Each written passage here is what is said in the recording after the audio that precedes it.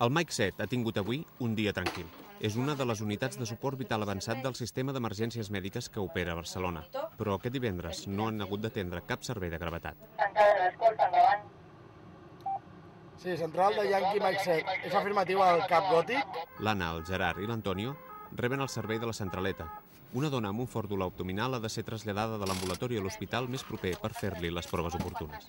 Aquest no és un dels serveis habituals de la unitat de suport vital avançat. Estan preparades per atendre casos de major gravetat on està en perill la vida dels pacients. La faena lo que consiste es estar siempre alerta por si sale cualquier urgencia de alguna persona que nos necesite y bueno, nos cridarían y no sé, un accidente de tráfico, un dolor torácico, alguien que pierde el conocimiento, que es lo más habitual y más ahora con tanta calor, pues es normal que ocurra estas cosas. Sufre una especie de cribado a nivel de la central de la llamada telefónica y si consideran que ha de ir una unidad medicalizada, pues entonces nos activarían a nosotros.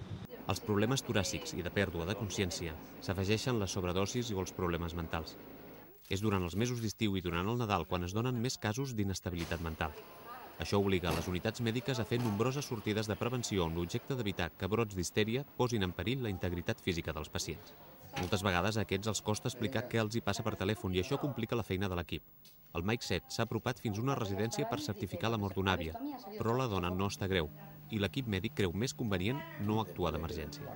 El Mike 7 no ha hagut d'atendre cap urgència greu i ja torna cap a la central. Ara uns altres companys substituiran l'Anna, el Gerard i l'Antonio, esperant atents quina emergència els hi assignaran des de la centraleta.